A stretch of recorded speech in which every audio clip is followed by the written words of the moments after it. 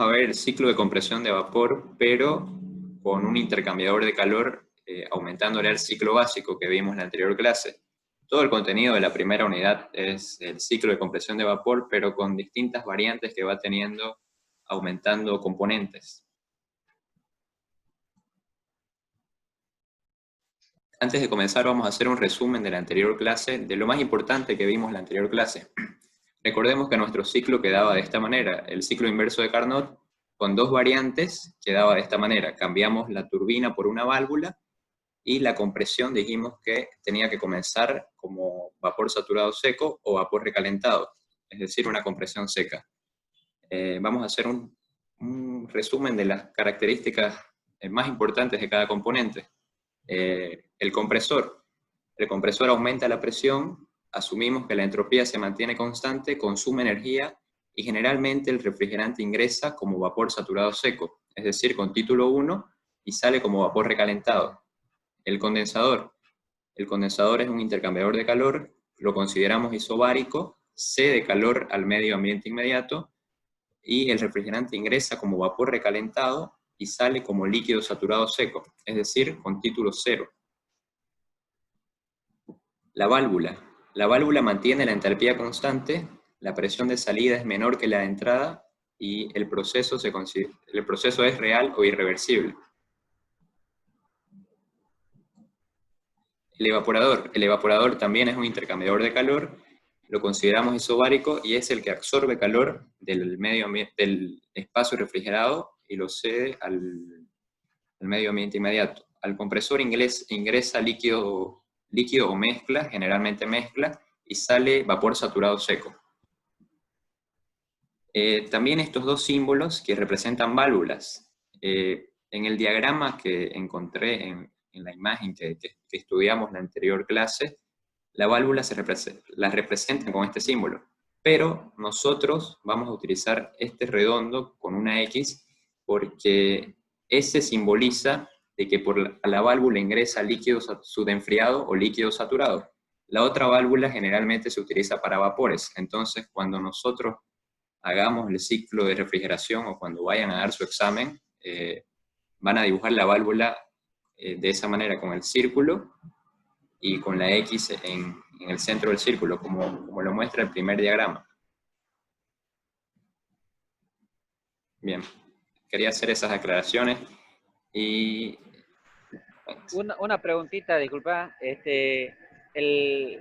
Al compresor entra vapor saturado seco, ¿no ves? Pero dijiste líquido y vapor, digamos. No. ¿Puedes aclarar? Al compresor entra vapor saturado seco o vapor recalentado. Al evaporador puede entrar líquido saturado, pero es raro el caso, o generalmente ingresa mezclas al evaporador. Al evaporador, ya. Sí. Ya, gracias. Vamos a ver algunos conceptos importantes que dijimos la mayoría en la anterior clase. Efecto refrigerante. El efecto refrigerante es la cantidad de calor absorbido en el evaporador por unidad de masa del refrigerante. Para nuestro diagrama sería igual a la entalpía 1 menos la entalpía 4. Capacidad de refrigeración. La capacidad de refrigeración es la cantidad de calor extraída por unidad de tiempo. Creo que esta definición no se las di en la anterior clase, es importante. La capacidad de refrigeración es igual al flujo másico por el efecto refrigerante. Esas son las unidades. Y este es un equivalente para hacer conversiones. Una tonelada de refrigeración es igual a 50,4 kilocalorías sobre minuto. En algunos problemas les pueden dar como dato la capacidad en toneladas de refrigeración. Trabajo. El trabajo es la cantidad de energía que se le debe suministrar al compresor para que se eleve la presión del refrigerante. Esas son las unidades. Potencia. La potencia es la energía suministrada al compresor por unidad de tiempo. Sería igual al flujo másico por el trabajo de compresión.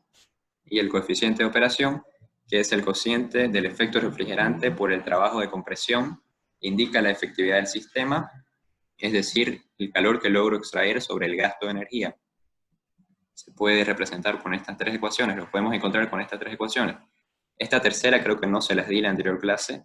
También, generalmente se usa la segunda, pero también pueden utilizarla. el coeficiente de operación es igual a la capacidad sobre la potencia. Vamos a ver un ejemplo similar al de la anterior clase primero, pero utilizando la definición de temperatura de diseño y de capacidad, que la acabamos de ver. El ejemplo dice: en un sistema de refrigeración con freón 12 se tiene una unidad de evaporación de 1,7 toneladas de refrigeración de capacidad en el evaporador. La temperatura de diseño es de 0 grados centígrados. La presión de condensación es de 8 kilogramos fuerza sobre centímetro cuadrado. Determine la cantidad de refrigerante que circula por el sistema, el trabajo de compresión y el coeficiente de operación. Bien, ese sería nuestro diagrama para el ciclo del problema. Es un ciclo básico también.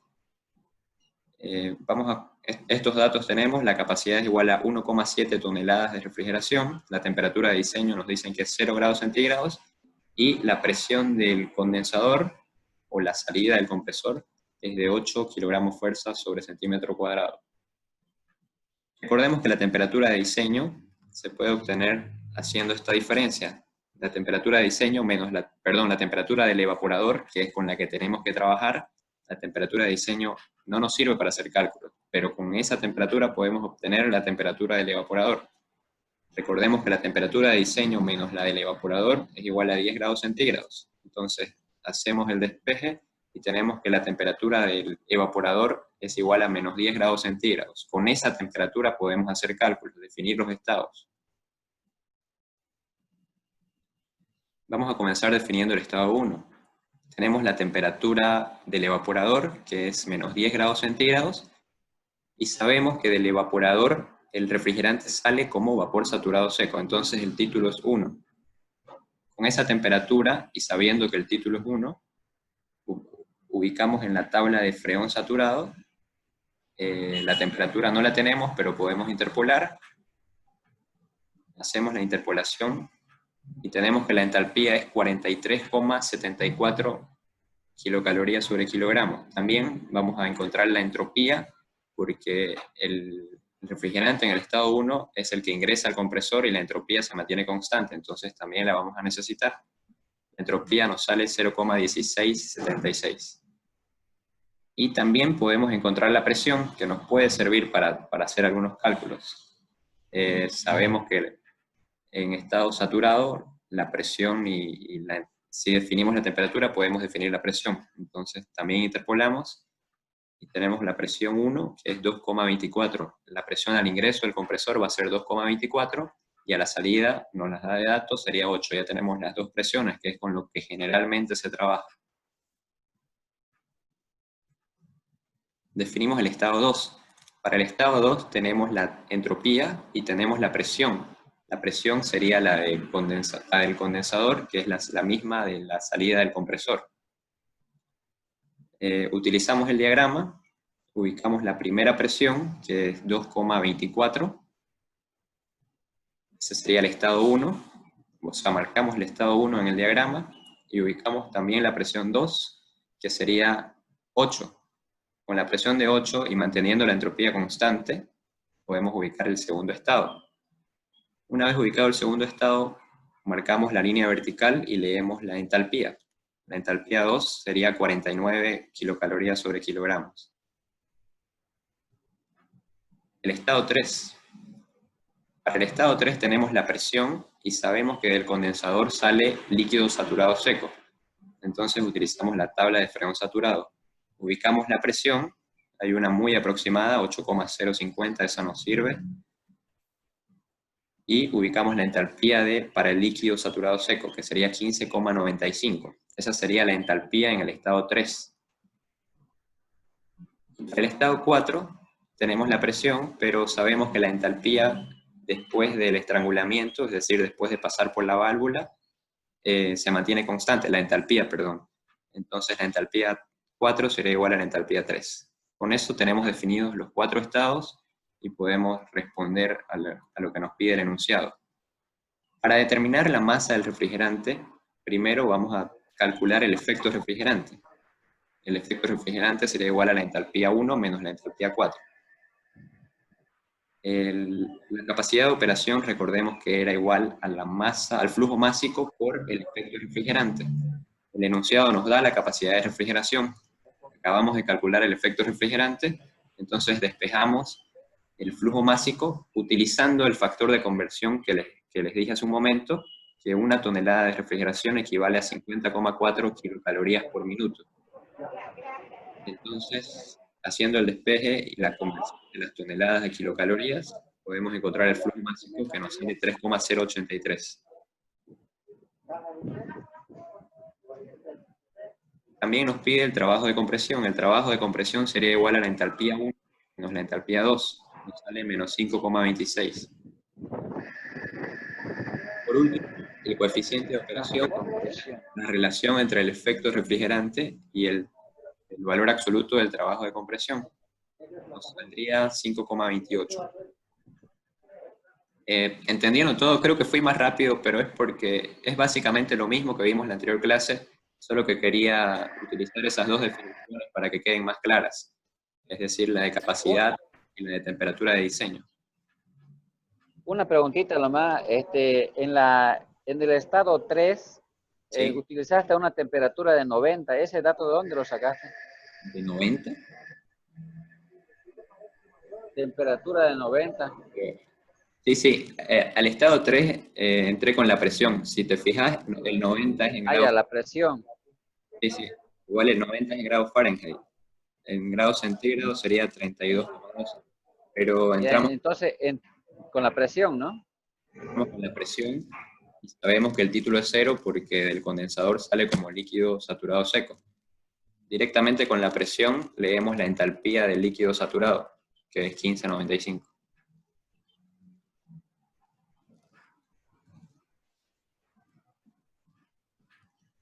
Ya, gracias. Bueno, seguimos entonces. Solo quise hacer este ejemplo, lo hice más rápido para que queden un poco más claros esas dos definiciones. Intercambiadores de calor. Los intercambiadores de calor son sistemas capaces de llevar o transportar calor entre dos fluidos y que esos dos fluidos logren intercambiar calor, ¿no es cierto? Vamos a hacer una pequeña clasificación a grandes rasgos porque no estudiamos intercambiadores de calor en máquinas térmicas, sino su aplicación, ¿no es cierto? Esto lo ven más en operaciones unitarias. Intercambiadores de calor de contacto. Las características de este intercambiador de calor es que los fluidos se mezclan para intercambiar calor, hay alta transferencia de calor, su construcción es simple y de bajo costo, y la presión de ambos fluidos debe ser igual para que puedan mezclarse. Y el intercambiador de pared, algunas características: la transferencia de calor se produce a través de una placa metálica o tubo que favorezca el intercambio de calor entre fluidos sin que estos se mezclen. Mantiene su flujo independiente y la pared debe oponer la mínima resistencia posible al intercambio de calor. Aquí tenemos el ejemplo con... Es un condensador básicamente. Perdón un momento.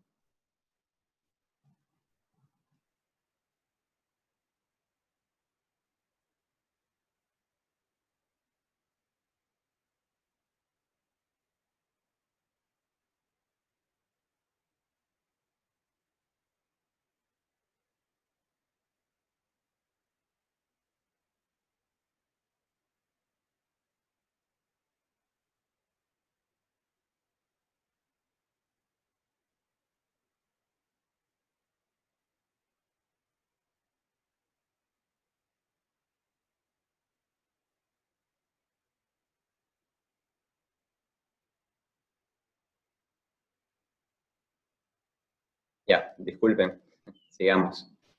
El segundo intercambiador que observamos es un condensador. Entra vapor, no se mezclan los fluidos y entra agua de refrigeración. Por aquí saldría el condensado. Solo eso de intercambiadores de calor para tener alguna idea, porque ya les dije que no lo estudiamos a profundidad en la materia, sino su aplicación. Nuestro ciclo básico de refrigeración de vapor utiliza un intercambiador de calor, el líquido vapor de admisión. Nuestro diagrama del ciclo con el intercambiador de calor quedaría de esta manera. El intercambio de calor se hace entre el líquido procedente del condensador y el vapor que sale del evaporador. Es decir, el líquido que sale del condensador se subenfría, sale como líquido saturado y se subenfría, el vapor del evaporador sale como líquido saturado y se recalienta. Ese sería el diagrama. El líquido que tendría que estar en el estado 3 al entrar en la válvula va a entrar en estado 4, es decir, en líquido subenfriado. Lo mismo con el vapor, tendría que estar en estado saturado para entrar al compresor e ingresa como vapor recalentado por el intercambio de calor que se da en el intercambiador líquido-vapor de admisión.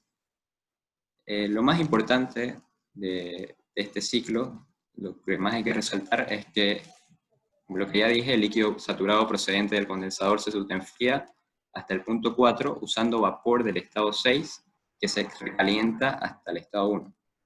Aumenta el efecto refrigerante. ¿Por qué aumenta el efecto refrigerante? El efecto refrigerante aumenta porque al sistema va a ingresar, al evaporador va a ingresar más líquido que puede cambiar de fase. Se puede observar en el diagrama. El refrigerante entraría en el estado 5, que tiene una fracción de vapor mucho menor que lo que tendría al ingresar en la línea que está punteada, que sale del estado 3. Al haber más líquido, puede haber más cambio de fase, más líquido puede cambiar de fase, y recordemos que el mayor intercambio de calor se da en el cambio de fase. También podemos verlo desde el punto de vista de las entalpías, observando el diagrama. La diferencia de entalpías entre 1 y 5 es mayor que entre 1 y la línea punteada que podemos observar acá. Entonces, como el efecto refrigerante es una diferencia de entalpías, esa diferencia sería mayor. También aumenta el trabajo de compresión. El trabajo de compresión aumenta porque el refrigerante ingresa como vapor recalentado, ya no como vapor saturado, y se requiere más energía para comprimir un vapor recalentado que la que utilizaríamos para comprimir un vapor saturado. Disminuye el flujo másico. ¿Por qué disminuye el flujo másico? Recordemos la ecuación de capacidad, que depende del efecto refrigerante. Entonces, digamos que nuestra capacidad sería 8, nuestro flujo másico 2 y nuestro efecto refrigerante 4, por poner un ejemplo. Si mantenemos la misma capacidad y aumenta el efecto refrigerante, el flujo másico tendría que disminuir. Esa es una ventaja de utilizar el intercambiador de calor, que necesitaríamos menos flujo másico de refrigerante. El uso del intercambiador de calor tiene la ventaja del aumento del efecto refrigerante. Eso nos podría decir que aumenta la capacidad de operación, que recordemos que es la relación entre el efecto refrigerante y el trabajo de compresión. Pero como también aumenta el trabajo de compresión, la variación en el coeficiente de operación no es muy significativa en comparación con el ciclo básico sin el intercambiador. Pero las tres ventajas serían que, primero, que disminuye el flujo másico, y las otras dos, que ingresa líquido a la válvula. Si a la válvula ingresa líquido saturado, puede existir la posibilidad de que ingrese una fracción de vapor, y recordemos que nuestra válvula es para líquidos. Si ingresa vapor, se acortaría su vida útil. Lo mismo en el compresor. Estaríamos asegurando de que ingrese solo vapor, porque al estar en vapor saturado seco, puede existir la posibilidad de que algunas gotas de líquido lleguen al compresor y arrastren el lubricante, lo que mencionamos en la anterior clase, arrastren el lubricante y haga que el compresor se desgaste más rápido. Entonces, esas serían las tres ventajas de utilizar el intercambiador de calor. No tanto los beneficios en el coeficiente de operación, sino más bien alargar la vida útil de los componentes y disminuir el flujo másico. Vamos a ver un ejemplo con el intercambiador de calor líquido-vapor de admisión. A un ciclo de refrigeración estándar con una temperatura de diseño de menos 10 grados centígrados, se le instala un intercambiador líquido-vapor del cual sale líquido subenfriado a 25 grados centígrados. Se sabe además que la presión del refrigerante en el condensador es de 9,3. Determinar el efecto refrigerante, el trabajo de compresión y la capacidad de operación. Nuestro diagrama para el ciclo sería así. Nuestros datos: tenemos la temperatura de diseño, la presión del condensador y la temperatura del líquido subenfriado. En este caso no podemos comenzar definiendo el estado 1, porque no tenemos datos suficientes. Tampoco el estado 2, los dos son vapores recalentados. Entonces, vamos a comenzar definiendo el estado 3. Primero hallamos la temperatura del evaporador. La temperatura del evaporador sería igual a la temperatura de diseño menos 10 grados centígrados, es decir, menos 20 grados centígrados. Y con esa temperatura podemos hacer cálculos, no con la de diseño. Bien, comenzamos definiendo el estado 3. Para el estado 3 tenemos la presión del condensador que nos la da el enunciado, es 9,3, y sabemos que del condensador sale líquido saturado. Entonces ubicamos la presión y la entalpía de saturación para el líquido subenfriado. Sería 17,28. Para el estado 4 nos dice que la temperatura del líquido subenfriado es 25 grados centígrados. Nosotros sabemos que el líquido subenfriado está en el estado 4, es decir, después del líquido que viene del condensador y pasa por el intercambiador. Entonces, sabemos que para definir un líquido, encontrar la entalpía de un líquido subenfriado, basta con la temperatura, porque lo que hacemos es una aproximación, si no tenemos tabla de freón subenfriado, como en este caso. Entonces podemos utilizar la de freón saturado con la temperatura, interpolamos entre 21,1 y 26,6 y calculamos la entalpía 4, que sería 14,26. Es decir, utilizamos la entalpía del líquido saturado. La entalpía en el estado 5 sería igual que la entalpía en el estado 4, porque el estado 5 es después de la válvula, y en la válvula se mantiene constante la entalpía.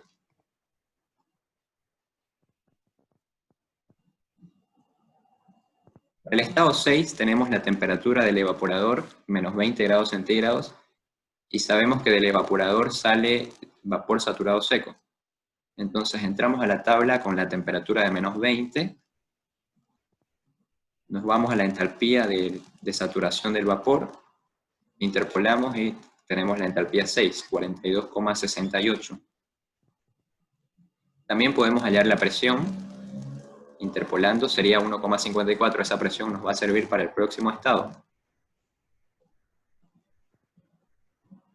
Bien, ahora definimos el estado 1.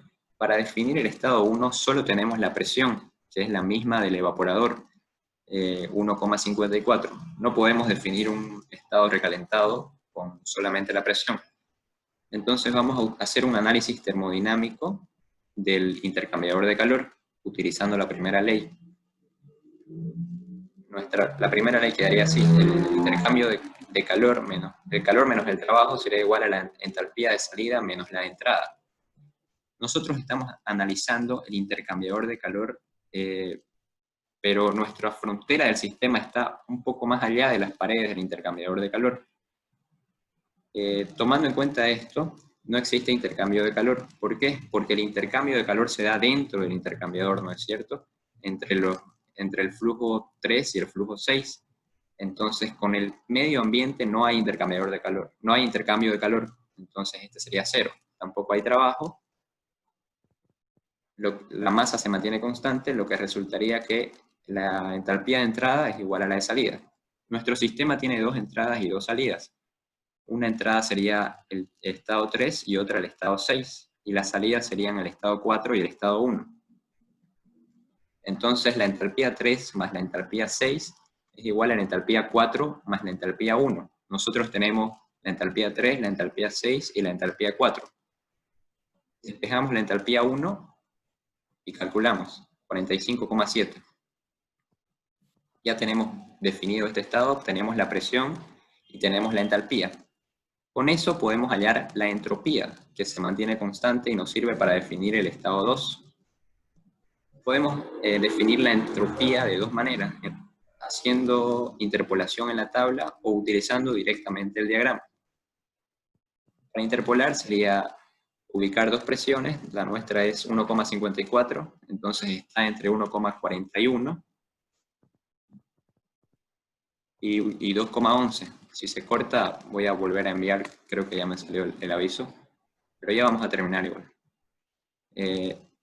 Ubicamos las presiones e interpolamos.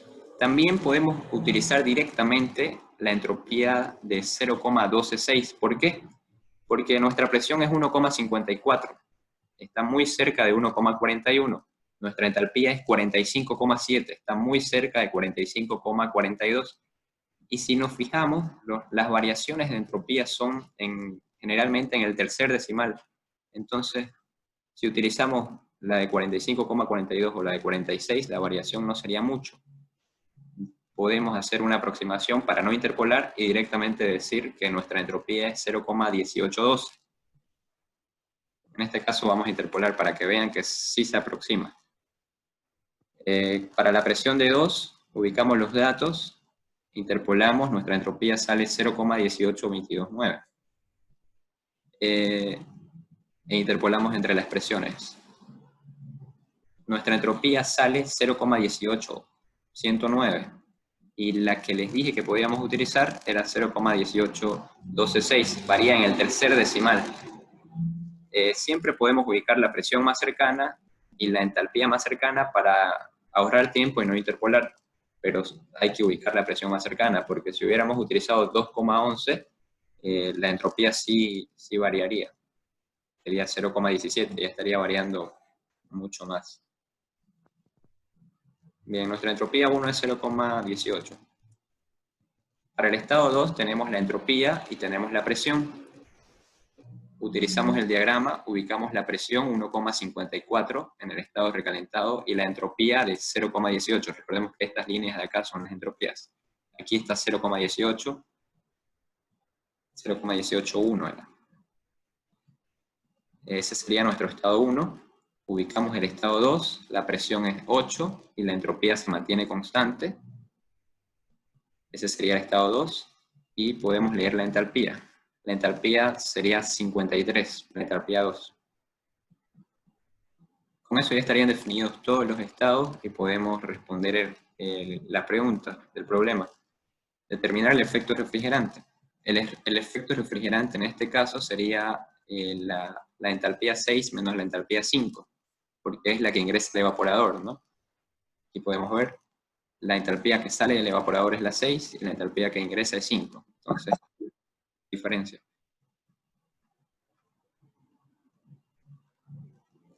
El trabajo de compresión sería la entalpía 1 menos la entalpía 2. Y el coeficiente de operación, la relación entre el efecto refrigerante y el trabajo de compresión. Nos saldría 3,89. Bien, con eso terminaría la ayudantía.